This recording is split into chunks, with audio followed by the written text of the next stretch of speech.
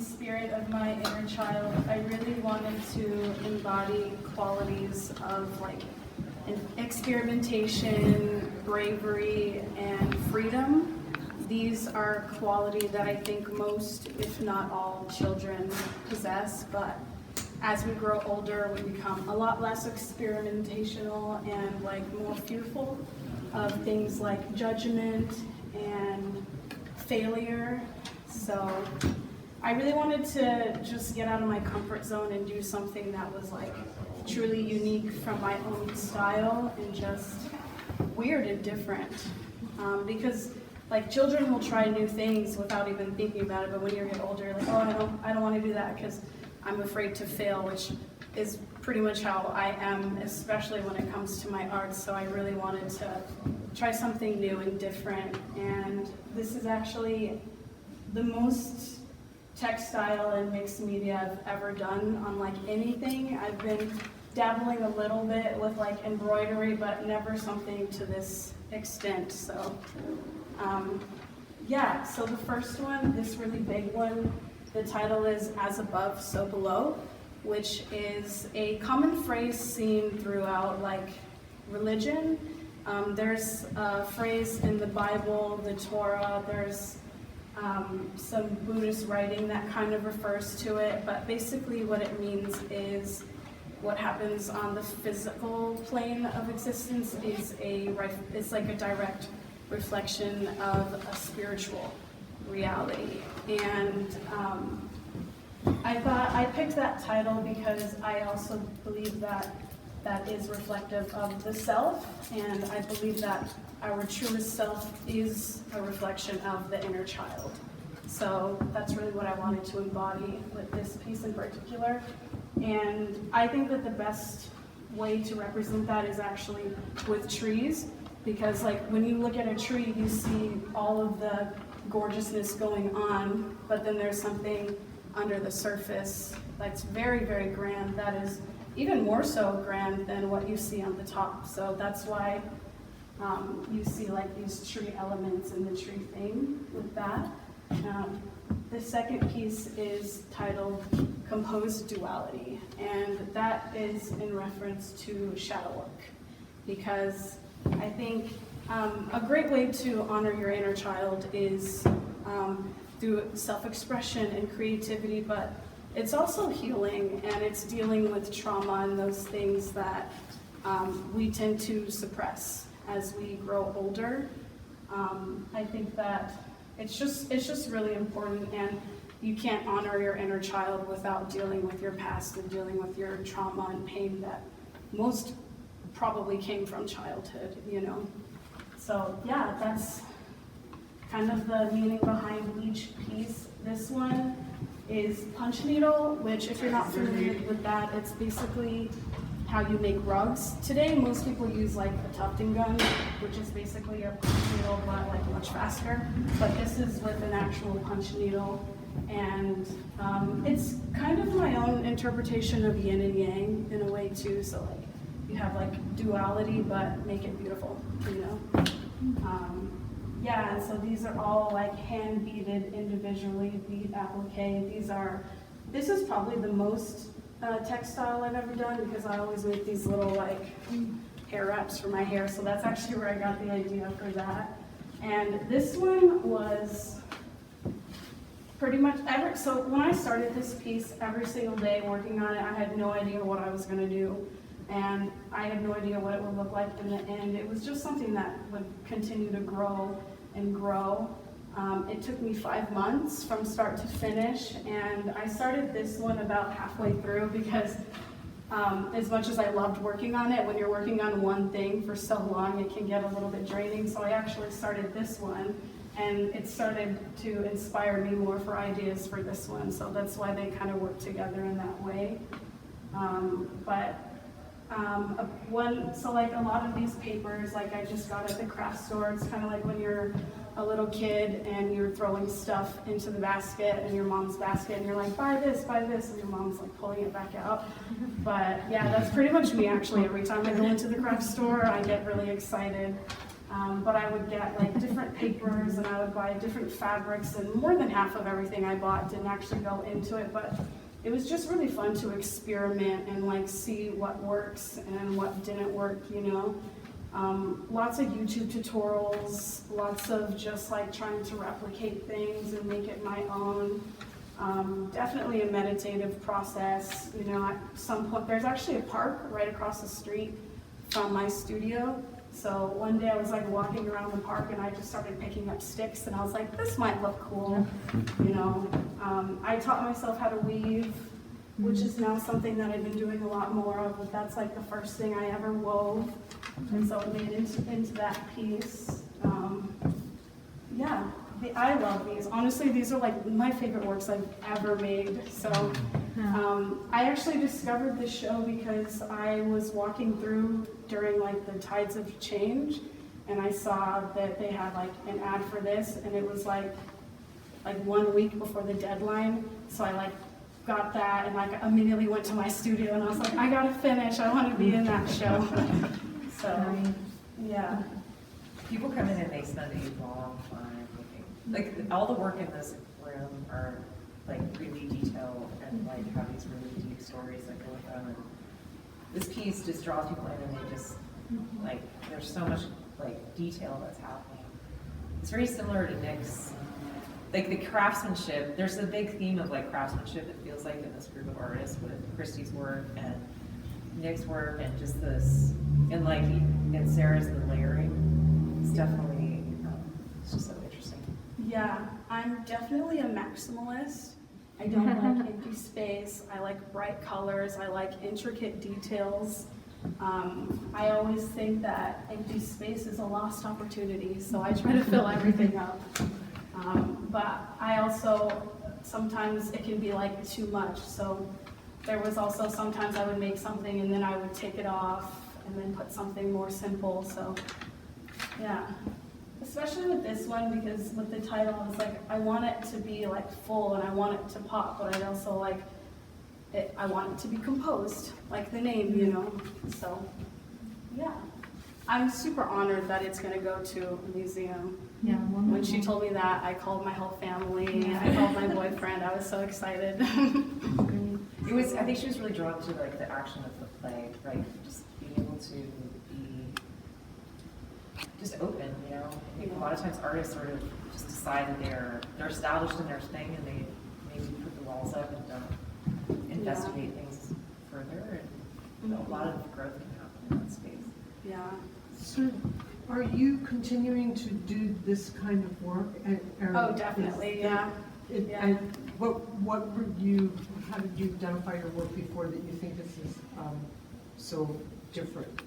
Yeah, so my introduction to art was through ceramics, which I've found with a lot of artists. I guess there's a lot of ceramicists in this city, but because I remember a few other people said that they also did ceramics too. But yeah, that was like my introduction to the art world. I actually went to school as a sculptor. So mostly like 3D, but over the past like 3 years, I started to dabble in like painting and drawing and stuff. And then maybe in like the last like year or so, I've started to do like more like textile stuff. Mainly like just being inspired by like other people and what they've done. I've seen some like just some wonderful textile artists, and I'm like, I want to do that, you know. So yeah, I guess that's how it's, but it's this has definitely opened up some like crazy doors for me. Like I want to do more stuff like this. I love it. I really, really love the way it came out. I tend to be really picky. A lot of things, like I'll make it and like I'll understand that it's good, but I won't like love it. I don't know. I guess like a lot of artists feel that way. I don't know. But like with these, I'm just like, I love it. It's great. It's a masterpiece. Yeah. So I was curious, did you did you visualize it being this big, or did you start different pieces separately just for the fun, just for the sort of the experience of creating them as little pieces by themselves? I'm curious about how it emerged, how it So became the what it is. size, actually, I had actually just got my first like art studio, And this is like the first thing I did, and I specifically, because I live in a really small studio apartment and I could never make anything big. So when I got my art studio, I was like, I'm gonna make something big. So I just like, it's actually started with like just a big piece of cardboard, and then I stapled fabric to it. And then it actually ended up getting like so big and heavy that I had to like mount it onto an actual canvas, because I was like, okay, if you're gonna work big, you have to get like an actual canvas. You can't just like have a floppy cardboard.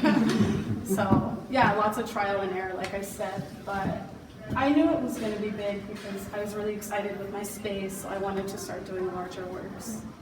Yeah. What kinds of things were you listening to while you were working? So I actually listen to a lot of things depending on my mood. Sometimes I just like to listen to like music. I love piano music. So I listen to piano music a lot when I'm working, but sometimes I just listen to podcasts. I actually have this one podcast that it's gonna sound weird listening to it while I was making this, but it's called Crime Junkie Podcast. I love listening to that, but it just depends on the mood, because like, for example, some things don't require a lot of focus. For example, like all of this bead work, it's literally just sitting there and stringing things, you know, like it's artistic, but it's not necessarily like challenging, but it's tedious. So I just need to like listen to something to get me through it, you know. But other things, you know, like when I was working on this, I was like very focused, like this, very focused, because I was like trying to figure out how to do it, you know. So I would listen to something more conducive to that, like more like, you know, softer music, meditative music and stuff like that. Sometimes I just like the silence though. Sometimes I just sit there without anything, just like to listen to my thoughts. I'm struck when I saw it at the opening, and I've seen it a few times since, that even though you said you made it contemporarily, it feels kind of ancient, and it feels like you're excavating things about yourself within it. And that's why I was struck when you said, you know, you talk about shadow work, and it feels, even though it's something that you made, it feels old, like there's sort of, like you're pulling from the past within it to create a narrative with fibers and with materials.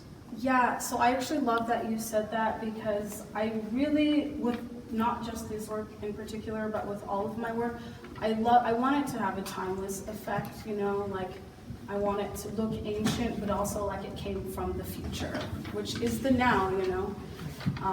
But yeah, I asked my sister what she thought, and she's like, it looks tribal, but I'll ask somebody else and they'll say something completely different. But I like to use the phrase artistic channeling, which is basically just like, it's a meditative creative process, you know. It's like when you just don't think about what you're gonna do. That's kind of how both of these pieces came alive.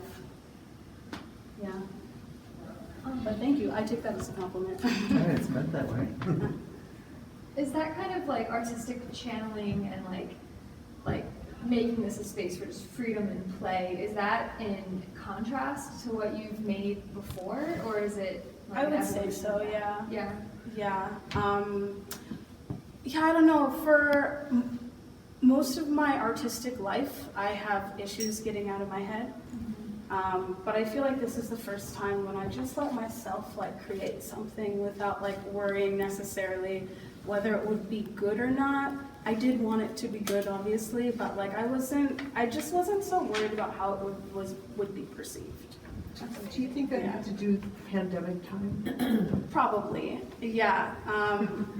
The pandemic, even though it was like a really chaotic time in everybody's life, it was actually kind of a blessing for me because it forced me to slow down, and I really needed that. I was going to a job that I didn't really like every single day and just stuck in that like cycle of just like go to work, pay your bills, maybe do something creative every now and then, you know. I always know like it was my dream to be an artist, but it's hard to do that when you have like the pressure of the world on your shoulders. But with the pandemic, I was blessed in so many ways, and I really just wanted to use that as an opportunity to invest time, money, and energy into my art, and that's what I did. So, yeah. Keep on. Oh, thank you. Anybody else? I have another question.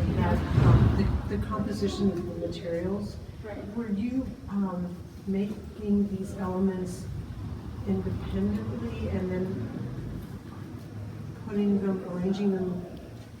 Pretty much, yeah. So, Yeah. Like everything was kind of a little project in itself. Some things I would even like take home and do it, and then bring it to my studio and then like add it. I would have like a visual image in my mind, but I wanted it, I mean, keeping in theme with like composed duality, I just wanted every piece to like speak for itself, you know, like for example, if you were to just like take this and put it by itself, it could look like a piece of art. If you were to take this piece, put it by itself, it could look like a piece of art, and then put that all together to make something cohesively beautiful is what I wanted to do. I'm so just drawn to the three-dimensional quality of the second piece, and from here the shadows are really beautiful part of that drawing of it, and there's just something so sensual about the ways some parts are fuller and some parts feel more painterly, and it's really it's really something. Next question. Did you end up figuring out how long it took you? Because that's something. Yeah, so it took me about 5 months. I did not time myself though. I didn't work every single day for 5 months, but pretty heavily for that. But it was definitely, when I found out about this show, that's like kind of what like made me finish it, because I'm great at starting things, not so great at finishing them. I knew I needed to finish this because I had a lot of time and energy invested into it, but yeah, I don't know. That's kind of a problem that I've always had. But yeah, about 5 months. 5 months.